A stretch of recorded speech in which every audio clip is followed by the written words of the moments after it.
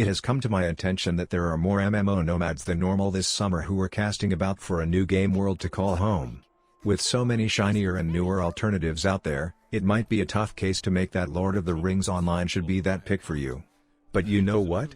I totally think it should be.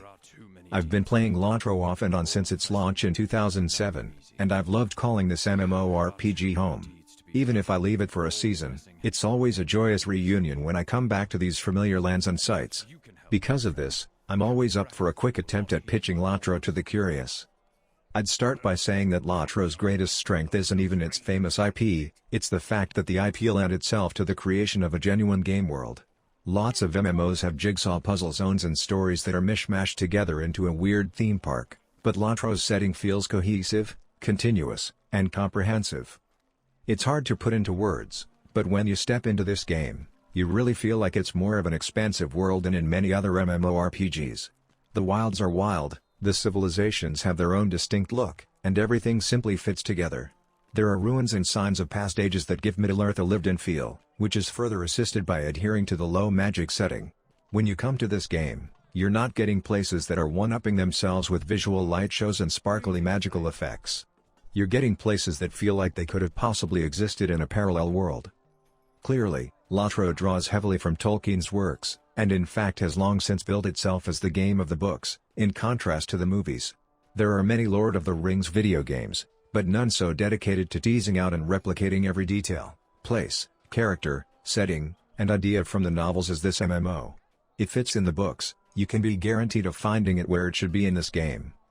Obviously, Tolkien fans are going to find this aspect a lot more appealing than those indifferent to Lord of the Rings, but I'd argue that even for the Middle-earth agnostic, there's still an appeal here. Lotra has made many fans of this franchise because of how well it helps players understand the tone, themes, and focus of the books. Gameplay systems-wise, I've always found Lotra to be very accessible if you're coming from most other MMOs. It's a World of Warcraft clone of a sort, certainly in the questing model and tab target combat, but Lotra's always done things with its own unique flair.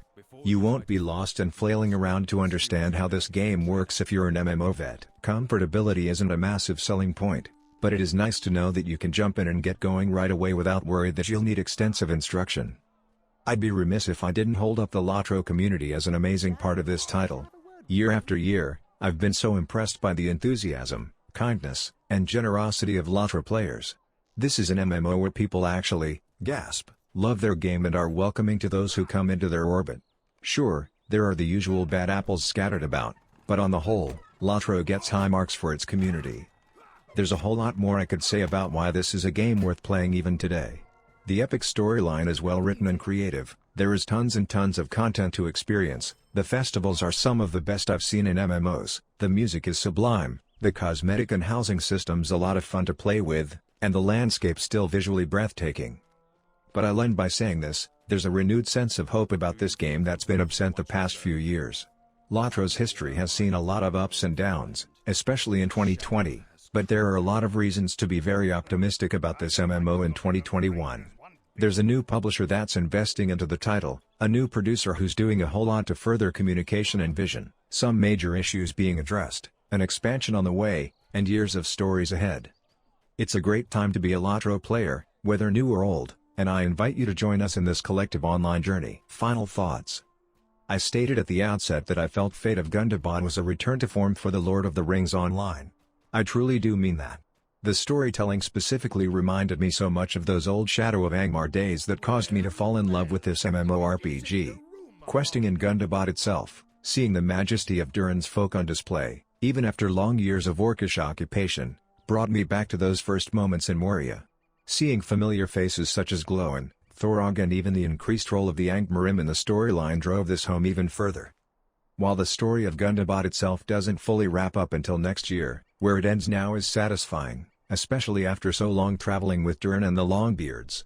Those moments in Langflood, helping Imak, Glóin and Venko set up campsites to delving into the deepest depths of the glooming Tarnar paid off, with Standing Stone Games creating moments of incredible character development. That said, it's not without its issues. It's maddening that an MMO that is almost 15 years old still struggles with performance issues that would cripple other games. The lag desperately needs to be brought under control, especially when it strikes in the most inopportune times. The legendary item revamp currently in-game is a nice start as well, but I'm really hoping we'll see a more bespoke panel to make it more clear exactly what we're doing when we augment our new gear.